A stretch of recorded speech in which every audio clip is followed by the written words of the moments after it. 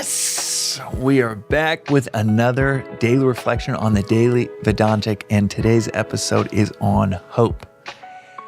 And it probably ain't going to be what you think it's going to be. Because hope in the Western world, especially in cultures dominated by Christianity, is seen as a good thing. But within Vedanta, hope is a mild form of anxiety. It is a desire for some outcome in the future.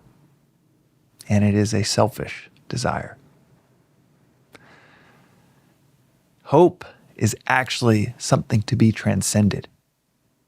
Just like a desire, a selfish desire, in any other realm within our lives. The goal is to transcend it. But it's actually in the Bhagavad Gita. Renouncing all actions in me with thoughts resting on the self, me being the self, the supreme, the vast. Brahman is often the name given to the infinite, the divine, the supreme God. And yet Brahman is just Sanskrit for the vast. Krishna the charioteer, talking to the warrior prince, Arjuna, says, renouncing all actions in me. He's the symbolic embodiment of the divine, the infinite, with thoughts resting on the self being the divine, the infinite within and without. Our individual self, who we really are, is the cosmic universal self, free from hope and attachment, fight without mental fever. This is the charioteer talking to the warrior prince that is just completely broken down.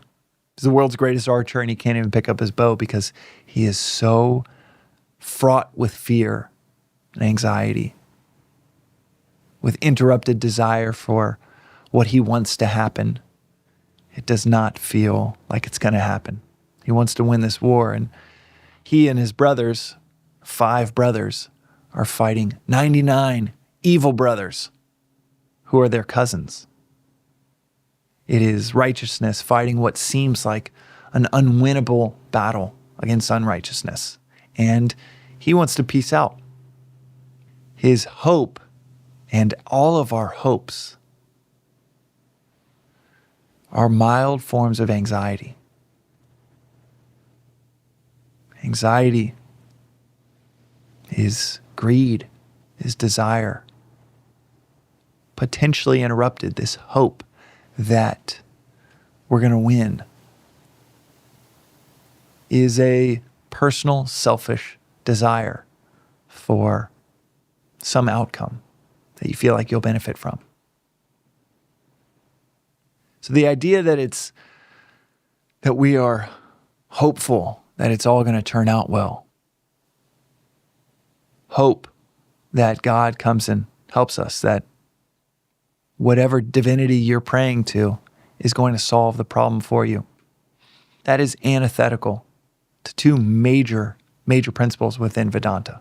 One, to be self-sufficient, to not lean on some cosmic, ornate design that's going to save you from your situation,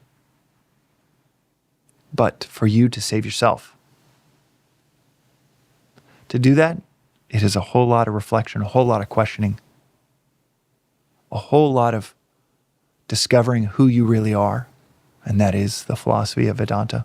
And 2, every time someone mentions hope, they're talking about a selfish desire that they have. And that selfishness is the root of all agitation and all suffering. So their attempt to transcend suffering is by holding on to the very burning coal that is causing them suffering. To transcend it, you have to let it go. To transcend the scenario in which you're hoping you're going to transcend, you have to let go of whatever desires we have for certain outcomes. Especially those that are egoistically driven, just driven around, how do I make sure I turn out okay? Or this scenario happens to where I get this promotion, or this thing happens for work that saves my company. I hope that I find someone special. These are all mental reinforcements of selfish desire. It is the root of our suffering.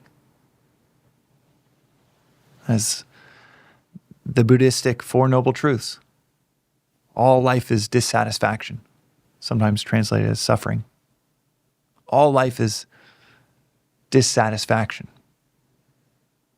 And all dissatisfaction and suffering is caused by desire. This is one of the oldest concepts under the sun. And yet, our antidote, especially here in Los Angeles, is, well, let me grip on tighter. Let me hope, hope, hope. Let me pray. Let me utilize every resource I have to reinforce this desire, this selfish pursuit. Krishna saying, renouncing all actions in me, meaning the self, because Krishna is the symbolic embodiment of the self. Free from hope. Free from hope. Not full of hope. Not hopeful, but beyond hope. Oftentimes, hope is confused with faith.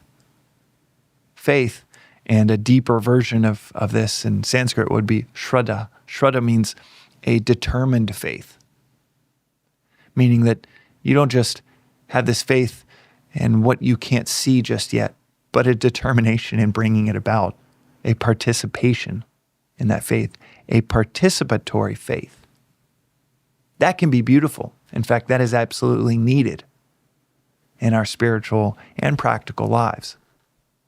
But that is very different than hope of, I'm in the bottom of a well and I just hope someone else is going to get me out. Determined faith is, okay, I don't know how I'm going to get out, but I'm going to put one foot in front of the other. I'm going to put one hand on each stone. I'm going to do everything I possibly can. I don't know how it's going to work out. Arjuna and his four brothers, they look across the battlefield and see that they are massively outnumbered. They were all excited for this battle to happen. They had notions of being outmanned, and then when they're shown just how outmanned they are, Arjuna freaks. That enthusiasm, that excitement, that faith went by the wayside when he made it this personal, hope-filled, anxiety-ridden pursuit for selfish gain. He folded like a lawn chair.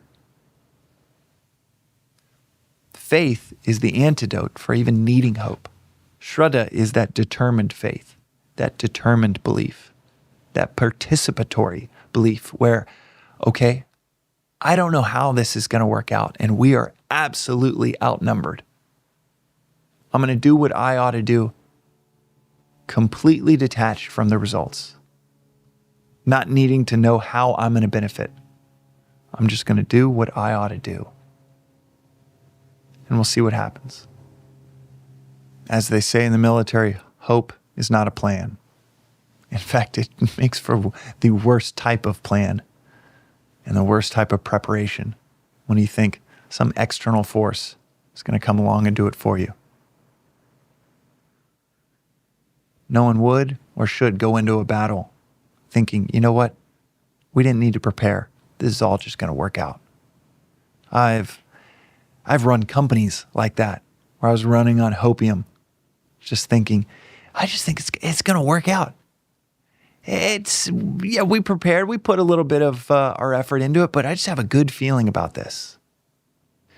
That is a disaster waiting to happen. And to round out this episode on hope, I'll touch on one of Swami's favorite quotes, which is, to expect the worst is pessimism. To be prepared for the worst, that is philosophy. Hope is the antithesis of preparedness, of philosophy. You can have a determined belief. But that determined belief is not set on requiring some outcome that you've outlined for your personal benefit before you can be happy, or needing certain things to go a certain way and hoping that some cosmic force will just make it happen because you want it that way for your own personal gain. That is a recipe for disaster, a recipe for dejection, depression, sadness, frustration, and anxiety, all starting with its mild cousin, hope. That's today's reflection on the Daily Vedantic. And if this doesn't hit you in a really comfortable way, I will say that so much of the time we consume media, we read something for confirmation, for what we already believe, what we already think.